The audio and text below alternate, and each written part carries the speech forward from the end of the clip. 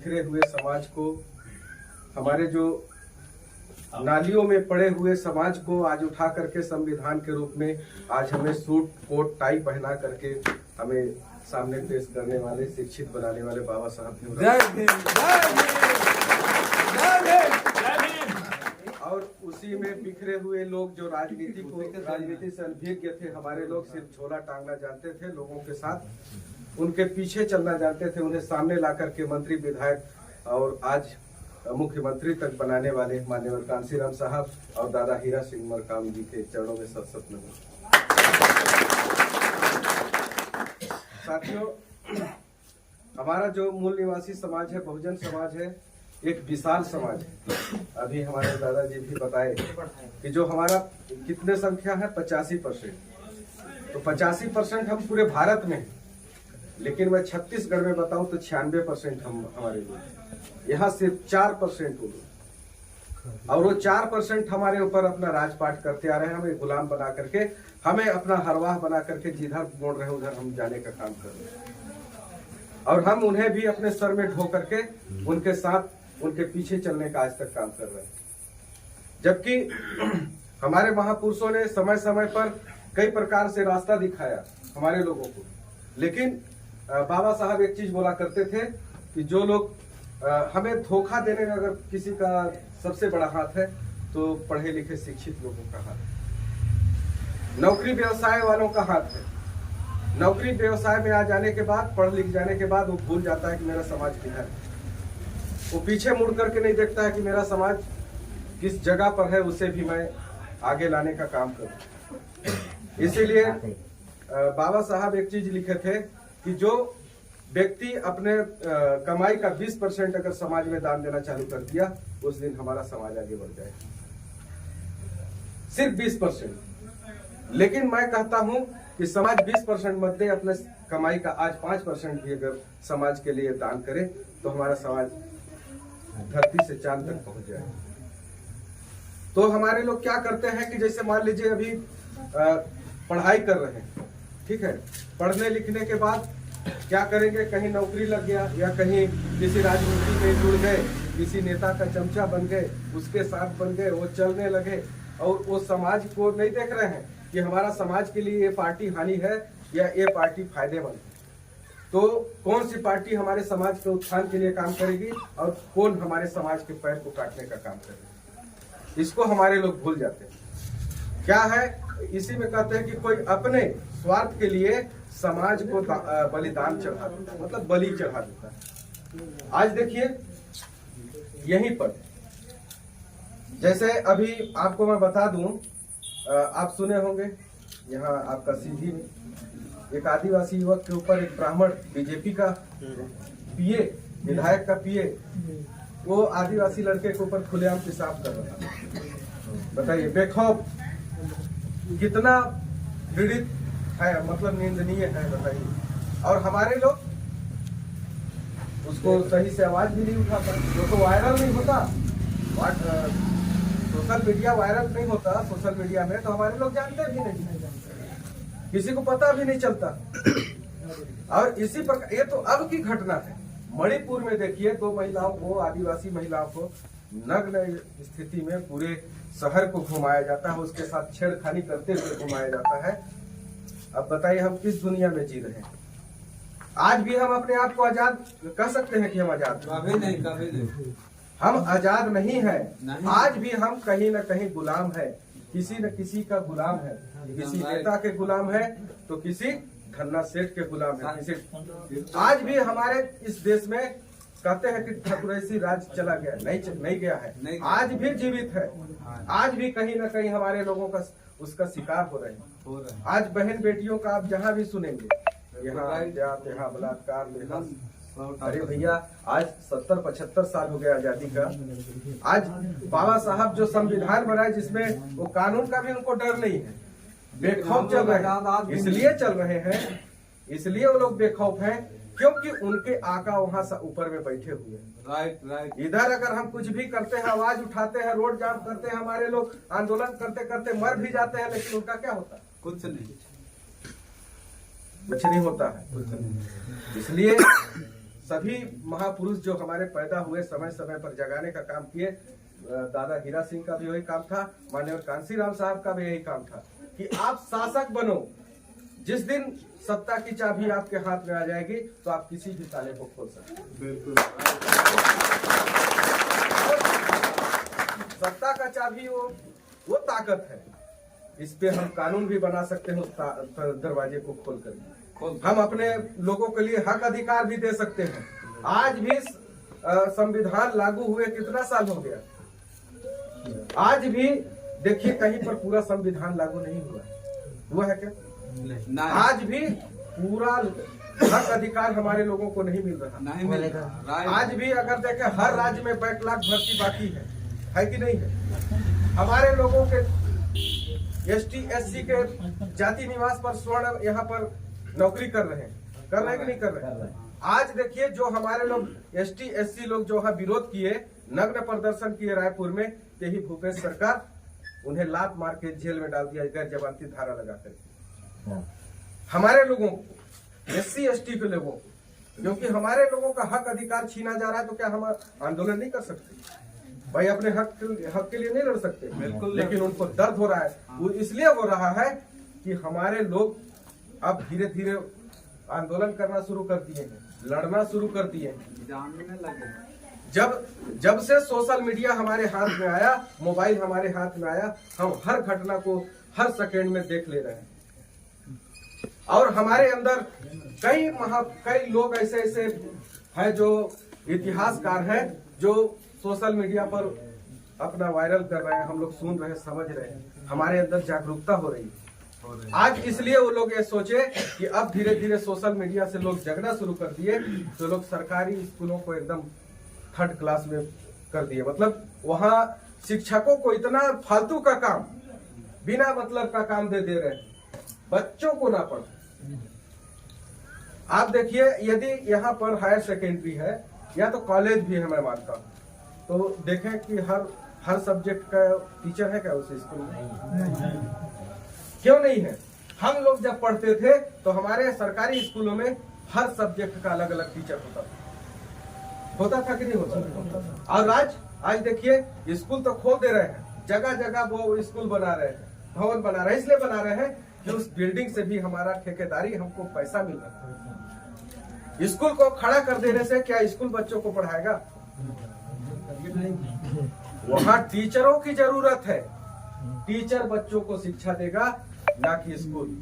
आप हॉस्पिटल बना दे रहे हैं, यहाँ प्राथमिक स्वास्थ्य केंद्र बना दिए केल्हारी में, आप और इधर अगल बगल उप स्वास्थ्य केंद्र बनाए होंगे, कहीं प्राथमिक कहीं और कुछ बनाए होंगे। लेकिन मैं कहता हूं कि बनाने से पहले डॉक्टर का व्यवस्था करना चाहिए कि नहीं करना चाहिए?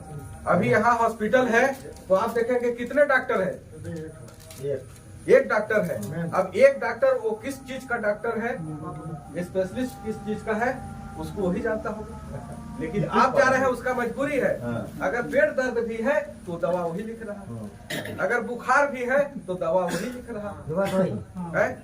किसी का मान लीजिए किसी को और कुछ हो गया, फेफड़ा में, कलेजे में, या तो पैर में, सिर में, आंख में, तो दवा वही लिख रहा है। और वो दवा आपका सूट करे या ना करे। हो सकता है वो दवा गलत हो और हमें खाने के बाद खा रहे हैं हम पेट दर्द का दवा, हमारा किडनी गायब हो जा रहा है, खत्म हो जा रहा है। ये गलत है कि नहीं? आज अब देखिए यहाँ पर हॉस्पिटल खोल देने से हमारा उद्धार नहीं होगा, हमारे लोगों का इलाज नहीं होगा। वहाँ डॉक्टर इलाज करेगा, ना कि वो बिल्डिंग करेगा। बिल्डिंग करोड़ों का खड़ा कर देने से फायदा नहीं होने वाला है। हमारा फायदा तब होगा जब वो बिल्डिंग में आप करोड़ों का बना दिए, वहाँ पर कम से कम 2-4 डॉक्टर, 5 डॉक्टर, कम से कम 5 बीमारी का डॉक्टर आप रखो। यदि यहाँ पर नहीं हो पाया तो अभी अब मान लीजिए यहाँ पर बुखार आ गया किसी को, अब बुखार से ज्यादा परेशान है, अब वो बेहोश हो जा रहा है बार बार। अब उसको वहाँ गए, लिखे दवा, थोड़ा बहुत तो किए, बोले नहीं भैया तुरंत रेफर मार दिए। कहाँ? मनेंद्रगढ़। तो कहाँ मार दिए? बैकुंठपुर। तो मार दिया अंबिकापुर। अब यहाँ से मनेंद्रगढ़ कितना दूर है, यहाँ से बैकुंठपुर कितना दूर है, और यहाँ से अंबिकापुर कितना दूर है? मैं कहता हूँ ज्यादा से ज्यादा जाएगा तो तारा बहरा पार करते करते आज ज्यादा गया तो बिहारपुर खुटरा में उसका। तो बताइए कितना बड़ा मतलब दुख की बात है। आज हमारा 70-75 साल हो गया, लेकिन आज भी हमारे लोगों का व्यवस्था सही से नहीं हो पाया। और वो जानते हैं कि इनको अगर हम शिक्षित करेंगे, इनको हम मजबूत बनाएंगे तो हमारा ही पैर काटेंगे। आज देखिए यहाँ पर मैं पिछले बार चुनाव में भी आया था। पिछले बार हम अकेले लड़े थे बहुजन समाज पार्टी से, इस बार गोंडवाना गणतंत्र पार्टी हमारे साथ है। और तो चलिए हमारा ताकत उतना नहीं बन पाया, हम लोग 10,000 वोट पाए और कम से कम 28,000 वोट गोंडवाना गणतंत्र पार्टी पाया। तो ये एक उन लोग को क्या हो गया कि यहाँ पर दूसरा मुकाबला में कोई नहीं है कांग्रेस और बीजेपी के अलावा। ये कहा कि एक प्लेयर है, 11 प्लेयर मान लीजिए कांग्रेस का है और 11 प्लेयर किसका है, बीजेपी का है। वो फुटबॉल खेलने उतर गए। हम लोग को, हम जनता जो है फुटबॉल, वो इधर से मारते उधर गोल कर रहा है, वो उधर से मारते इधर गोल कर रहा है, लेकिन लात हम ही खा रहे हैं, दूसरा कोई लात नहीं खा रहा है। विदेशी वाला नहीं मार रहा है। अब गोल हम ही लोग हो रहे हैं, ठीक है। वो गोल नहीं हो रहा है, गोल हम ही लोग हो रहे हैं, चाहे इधर हो चाहे उधर। अपने अधिकार को जानो कि हमको कोई लाभ। अब देखिए इस चीज को हमें समझने की बारीकी से जरूरत है। अभी जैसे मान लीजिए 28,000 इनका वोट है गोंडवाना गणतंत्र पार्टी, 10,000 अपना बीएसपी, तो हम 28 से मान लेते हैं उसको 30 और इसको 10, 40 हुआ। 40 से हमको एक गिनती करना है, 40 1, 40 2, 40 3। अगर हम 40 को पार 70 तक पहुंचा देते हैं तो क्या हमारे आसपास नजर आएंगे? नहीं आएंगे। आज मैं कहता हूं कि बहुजन समाज पार्टी 10,000 पिछले बार वोट था, इस बार 20 प्लस रहता। पूछिए क्यों? क्योंकि जो हमारा सूर्यवंशी महासभा जो संगठन चला, वो पूरे भरतपुर जनकपुर को, इस एरिया को, पूरे सबसे बड़ा एरिया हमारा छूटता था, सबसे ज्यादा जनसंख्या हमारे इधर, और इसको पूरा तैयार कर दिया। आज देखिए भरतपुर जनकपुर में हमारे कई कार्यकर्ता अभी काम कर रहे हैं, विजय अहिरवार लोग हैं और कई लोग। आज पहले वो लोग कभी नहीं दिखते थे क्या? आप लोग देखे भी होंगे, बसपा का भी काम वो लोग नहीं करते थे। आज खुल के काम आप सबके साथ कंधे से कंधा मिलाकर के काम कर रहे हैं। वो हम लोगों का मेहनत का नतीजा है। अब बताइए, अब हमारा जो 10,000 था वो 20 प्लस जाता है, और ये जब 30 है तो 30, 20, 50 तो इसी हो गया, 30, 20, 50 हो गया। अब उनको समझ में आ गया कि बहुजन समाज पार्टी और गोंडवाना गणतंत्र पार्टी मिल गया है तो हमारा तो पत्ता साफ है।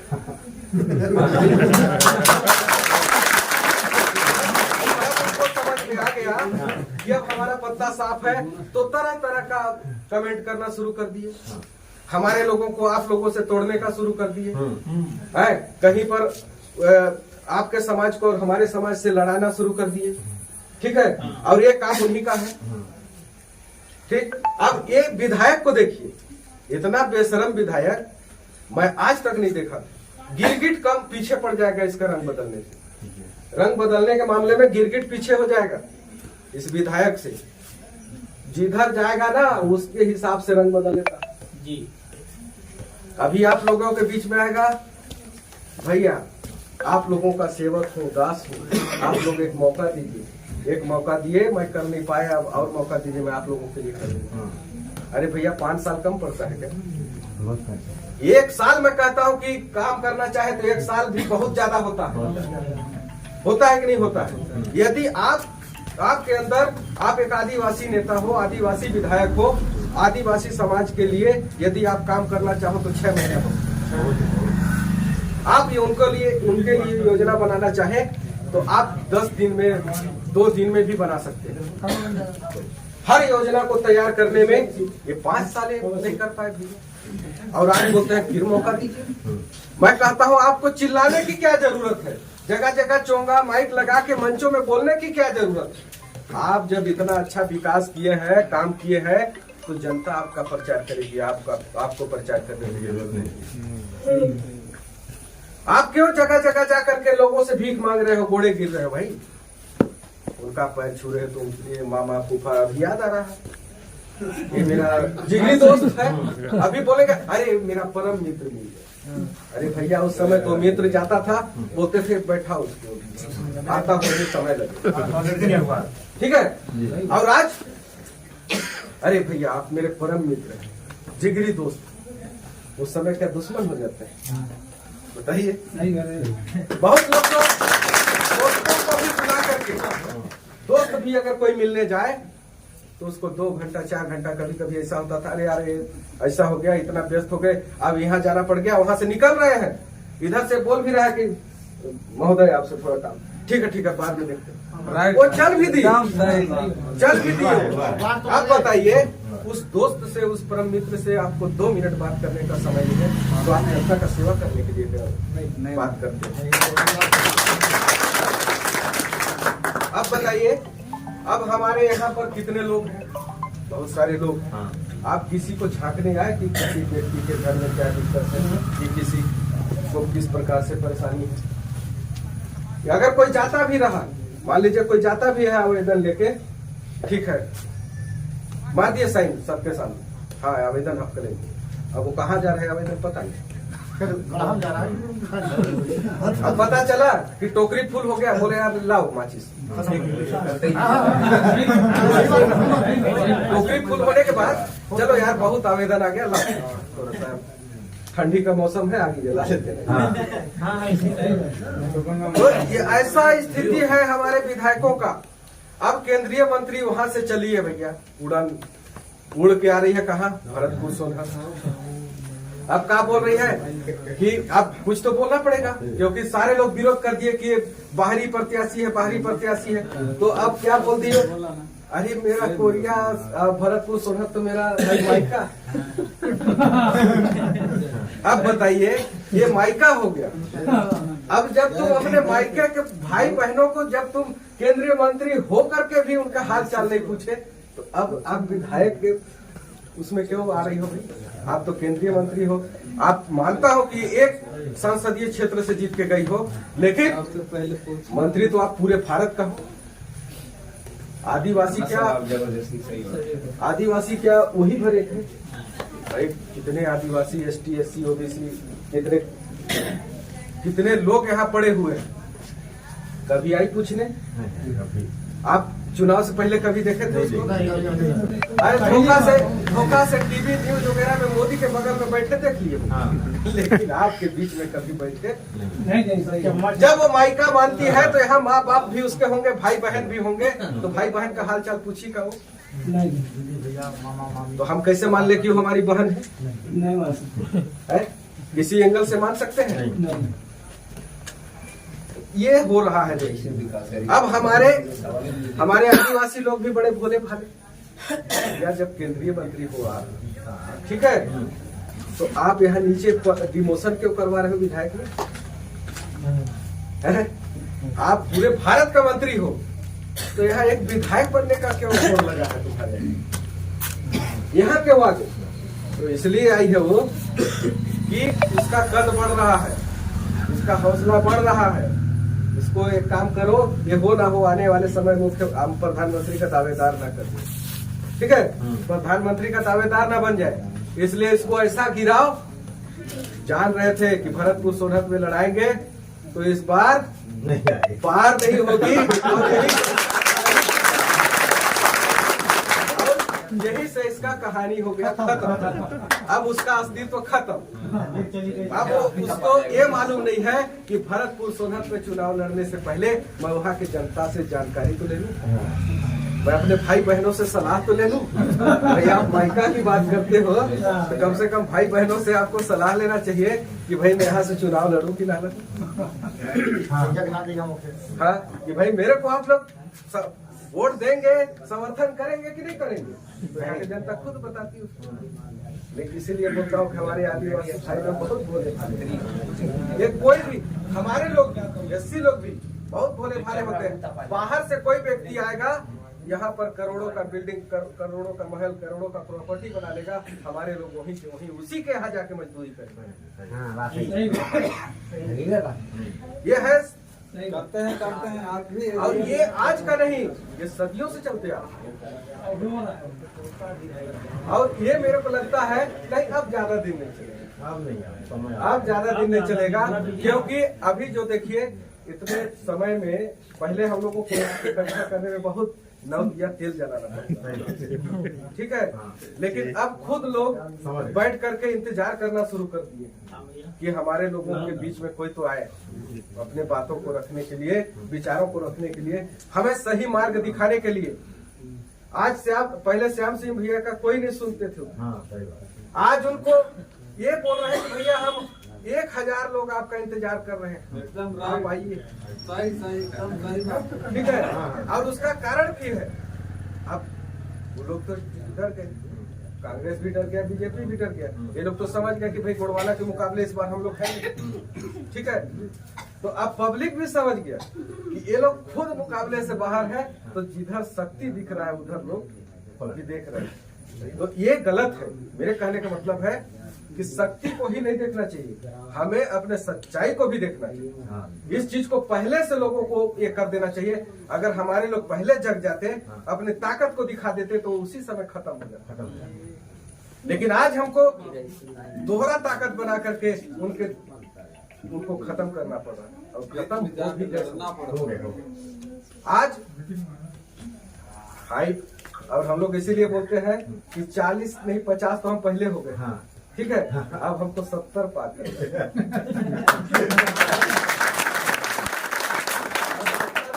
कैसे होगा? जैसे हम लोग अभी बैठे हैं ना, कितने लोग होंगे? मान लेते हैं कि 50 लोग, ठीक है। अगर 50 5-5 का जिम्मा ले ले तो कितना होगा? नहीं 5-5 लोगों का तो 250 लोग, ठीक है। अब 250 में हम 5-5 लोगों का जिम्मा लिए, यदि हम जिसको तैयार कर रहे हैं वो 5-5 का जिम्मा ले ले, और इसी प्रकार से हमारा सभी जिम्मा ले ले, तो हमारा ये तो कहता हूँ कि मुंह दिखाने के काबिल नहीं बचेंगे, मुंह दिखाने के काबिल नहीं बचेंगे। एक अभी मैं बता रहा हूँ, जब कोविड का समय कोरोना लगा, ठीक है, अब लोगों को ये लोग घर में बैठ दिए, जेल हमारा घर बन गया, मतलब घर जेल बन गया, घर हमारा जेल की तरह हो गया। हम निकल नहीं पाते थे, अगर किसी कोई धोखा से निकल गया तो उसको 4 डंडा पड़ भी जाता था, ठीक है। अब गांव में बताइए कितना कोविड फैला का? नहीं। ये तो जबरदस्ती दवा उल्टा सीधा खिला के हमारे लोगों को मार दिए। आज देखिए वैक्सीन लगने की वजह से, आज पहले मैं बता रहा हूँ कि हार्ट प्रॉब्लम कम था लोगों को, ठीक है, शुगर बीपी कम था लोगों को। आज जिसको भी कोविड का टीका लगा है वो सब बीपी पेशेंट हो गए, हार्ट पेशेंट हो गए, 40 पार करते करते हार्ट पेशेंट हो जा रहा है। और अभी देखिए हमारे विक्रमपुर में प्रेम भाई, हम लोग से ज्यादा बड़े नहीं थे, 10 से 12 साल के बड़े, लेकिन वो अचानक खत्म। मैं ऐसा कई घटना आप लोगों को गिना दूं जो कि कोविड के टीका लगने से हार्ट से मरने वालों की संख्या कम से कम 10 से 12% हो गया है भारत में। रोज मर रहे हैं हार्ट से। कैसे मर रहे हैं? अचानक हार्ट अटैक आ, तो इससे पहले क्यों नहीं आता था भाई? कोविड के आने से पहले क्या उस समय हमारे लोग नहीं बीमार पड़े? तो ये है, देखिए हमारे लोगों को कोविड का जो टीका भी लगा ना, तो समझिए हम लोग भी अब कब का है, जिंदगी कितना दिन का बचा है नहीं समझ पा रहे हैं। लेकिन जब तक जिंदगी है तब तक हम मिशन का काम कर रहे हैं, अपने आने वाले भविष्य का काम कर रहे हैं। क्योंकि टीका हम लोग को लगा है, लेकिन हमारे आने वाली पीढ़ी को बचा है, वो बचा है, लेकिन वो आगे चलाएगा हमारे मिशन को। जैसे बाबा साहब अगर सोच लेते कि मेरे मरने के बाद क्या होगा, तो वो ऐसे कहेंगे ना, तो इतिहास को खत्म ही कर दिए। बाबा साहब के जाने के बाद इतिहास खत्म ही हो गया। लेकिन मानना पड़ेगा कांसी राम साहब, जो उनके इतिहास को पढ़ा और उन्होंने PS4 बनाया, कॉन्सेप्ट बनाया। अब देखे कितना में समाज का भला नहीं होने वाला है, तो पार्टी बना। आज वो पार्टी बनाने के बाद देखिए पूरे भारत में भूचाल सारी चीज बता, उसको आप देखे कि ये तो बहुत तेजी से उठ रहा है। 85% समाज का नारा चल रहा था, है ना। हम 85 और वो 15 कांशीराम 15 लोग डर गए थे कि अब ये राजा बन गए। अब क्या करें, तो इस जाति को ले आए। अब यही हीरा सिंह वाला काम हो गया। अब अभी भी लोग बोलते हैं अरे कहा तू मनोबल करती जा, हाँ राइट है ना, वो जाति का पार्टी लगे। बता ना गिरधारी, हमारा ये जाति नहीं है। अब बहुजन सिर्फ एक जाति का पार्टी नहीं है, गोड़वाना सिर्फ एक जाति का पार्टी नहीं है। सबको लेके इसीलिए हीरा सिंह दादा भी पहले मूल निवासी समाज का गठन, ठीक है। अब उसको लोग समझ गए कि मूल निवासी में बहुत लोग आते हैं, तो अब पार्टी जो हुआ गोड़वाना का, तो इसको गोड़ भाई का पार्टी, यही गलत है। ठीक है। तो ऐसे करके हमारे लोगों को तोड़ने का काम है। लेकिन आज कुछ समय आते आते मैं कहता हूँ ये 5 वर्ष बीतते ना, मैं कहता हूँ इनका पूरा खेल खत्म हो गया। आज पूरे भारत में ऐसा तहलका मचा है संविधान को लेकर, हक अधिकारों को लेकर के। आज सड़कों पे लोग उतरना चालू कर दिए, अपने हक अधिकार को मांगना चालू कर दिए। तो इनको खतरा हो गया, तो खतरा महसूस हो गया। तो मैं एक चीज बता रहा हूँ कि जैसे मान लीजिए स्कूलों को ये लोग खत्म कर रहे हैं, हम मजबूर बस अपने बच्चों को कहाँ भेज रहे हैं, प्राइवेट स्कूल में, कि हमारे बच्चों को शिक्षा, ठीक है। लेकिन किसी व्यक्ति के यहाँ 4 वक्त खाने का पैसा नहीं है, तो क्या प्राइवेट स्कूल में कैसे पढ़े? हर व्यक्ति के पास पैसा नहीं है। अभी यहाँ पर बैठे हैं तो सब लोग बराबर नहीं, ठीक है। तो बाबा साहब जो संविधान बनाए थे, तो इस चीज के लिए, इस सोच को करने के लिए बनाए थे कि यदि किसी प्रधानमंत्री के पास 1 लाख है, तो जो बाहर किनारे गरीब जो सुदूर ग्राम में है उसके पास भी 1 लाख की संपत्ति होना चाहिए। समता को लाने का बात की। अब यहाँ क्या हुआ, अब देखिए हमारे लोग कैसे इनका गुलाम हुए। बाबा साहब तो आजाद कर दिए, लोगों को बराबर का हक अधिकार दे दिए। और जब अभी जैसे दादाजी बता रहे थे 2 वोट का अधिकार नहीं समझा, 2 वोट का अधिकार था कि हमारे लोगों के लिए, जैसे एक तो खुद उनका प्रतिनिधि चुनते और उसको भी हम लोग चुनते, और एक अपने लिए चुनते। तो आज हमारा पूरा सदन 100% होता कि नहीं? हम उनके भी प्रतिनिधि को चुन के देते और हम अपने लिए भी चुन के देते। अब बताइए, अब ये समझ गया, गांधी समझ गया कि भैया उसके पेट में हो गया दर्द। अब तो ये लोग मालिक बनिच गए। बाबा साहब ने ऐसा खेल कर दिया कि उसका दिमाग गोल हो गया था। अब वो क्या किया, बाबा साहब के लंदन लौटने से पहले ही इधर धरना में बैठ गया है, भूख हड़ताल, कि बाबा साहब अपना मांग वापस ले, नहीं तो मैं अमरनाथ से भूख हड़ताल में मर जाऊंगा, लेकिन मैं यहाँ से हिलूंगा। ठीक है। अब आप लोगों को लगभग नहीं समझ में आया, कुछ लोगों को समझ में आ गया, ठीक है। इसलिए हमारा जो एक विधायक बनता और उनका भी विधायक को हम चुनते, तो उसके विधायक को चुनने का मतलब ये था कि उसमें भी हम सही व्यक्ति को चुनते, बेईमान नहीं चुनते, ठीक है। और बेईमान लोग सामने भी नहीं आते। और हमारे लोगों को भी हम जब चुन के भेजते, तो जब हमारे लोगों का काम होता 100% होता। आज हमारे प्रधानमंत्री होते, राष्ट्रपति होते, सारे मंत्री हमारे होते। 15% में 1-8 मंत्री वो लोग बन गए तो बन गए, नहीं तो टोटल हमारे लोग होते कि नहीं होते? 85% को देखते हो। हाँ भाई, हमारा संख्या ज्यादा होता, हमारा ऑलरेडी सरकार बनता। वो कहने की बातें नहीं, मूल निवासियों का सरकार बनता, बहुजनों का सरकार बनता। तो जब ये सरकार मूल निवासियों का बनता, बहुजनों का बनता, तो हक अधिकार हमारा होता, हमारे लोगों का विकास होता। आज वो लोग नजर नहीं आते, जैसे आए थे वैसे झोला उठा के करते हैं। मैं तो फकीर हूँ, जिस दिन होगा झोला उठा के चला। तो भैया ये बेचने आया है, रेल बेच दिया, सेल बेच दिया, सारा कुछ बेचते रहा है। कुछ दिन बाद स्कूल को भी बेच देगा। देखा था 5 रुपए, 5 के बाद 10 हुआ, 10 से अधिक नहीं हुआ। और जैसे मोदी जी वो किए, आज 50 रुपया है प्लेटफॉर्म की। जो हर चीज, बस आज देखिए महंगाई कितना बढ़ गया। अब एक चीज मैं बताना चाह रहा हूँ लास्ट में, कि देखिए प्रधानमंत्री आवास आया है, सभी लोगों को मिल रहा है लगभग। ये लोग का योजना एक क्या चला, प्रधानमंत्री आवास। तो जब ये लोग चालू किए 2015 में प्रधानमंत्री आवास, 2015 से जब ये लोग चालू किए तो उस समय कितना था, 1,30,000। और आज कितना, 1,30,000 ही है भैया, 1,30,000। अब पहले रेता कितना में मिलता था, 400 रुपए 500 रुपये टाली, ठीक है। सीमेंट कितना मिलता था, 90 रुपए से 150 रुपए, ठीक है। राड कितना मिलता था, 26 से 28 रुपया, ठीक। और ईटा कितना मिलता था, 14 से 15, मतलब 1500, 1400 से 1500, 1100 रुपए कहीं कहीं देते थे उस समय। अब बताइए उस समय घर क्या था, बिना राड का, मतलब बिना कॉलम का बनाना था। तो उस समय 1,30,000 में बहुत लोग धीरे से बना दिए। अब बताइए हर चीज का 4 गुना रेट बढ़ गया और 1,30,000 आप दे रहे हैं। उसका रेट नहीं बढ़ रहा। अब बताइए 1,30,000 में आपका घर तैयार होगा।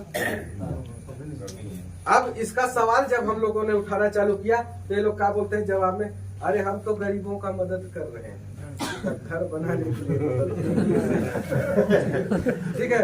अब गरीब थोड़ा सा कॉलम खड़ा करके और कुछ ईटा जोड़ के अब फंस गया बेचारा। अब शुरू में आया पैसा, चल भैया बनाते हैं, अब आधा बना के खत्म हो गया पैसा।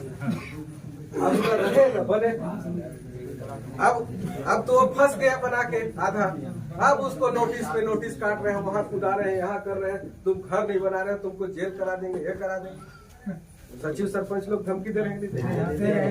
तो ये सब देखिए, जब तुम योजना गरीबों के लिए बनाते तो गरीबों का हक मतलब उसको देख करके बनाते, उसका भला हो पाएगा कि नहीं, ये तो टोटल फंसाने का काम कर रहा है।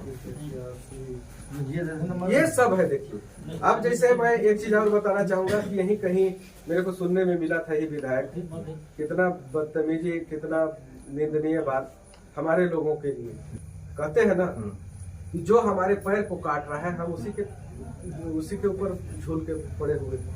इसीलिए मैं बोलता हूँ जो गांधी हमारे अधिकारों को काट रहा है ना, जो गांधी हमारे अधिकारों को काट रहा है, हम उसी के साथ पड़े हुए, हमारे पूरे जड़ को खत्म कर रहा है। इसीलिए कहते थे कांसी राम साहब एक ही चीज बोले थे कि मौत होना तय है, चाहे मीठा जहर हो आपके सामने, चाहे खट्टा जहर हो, चाहे कड़वा जहर हो। तो कांग्रेस मीठा जहर है, ये मीठा मीठा खिला के ना धीरे धीरे लोगों को अधिकारों को काटने का काम कर रहा, खत्म करने का काम कर रहा। और बीजेपी कड़वा जहर है, ये कुछ भी कर रहा है सामने दिख रहा है। कोई संविधान चला रहा है वो भी दिख रहा है, कोई संविधान के छेड़छाड़ी की बात कर रहा है वो भी दिख रहा है, लेकिन हम खा किसको रहे, उसी को खा रहे हैं।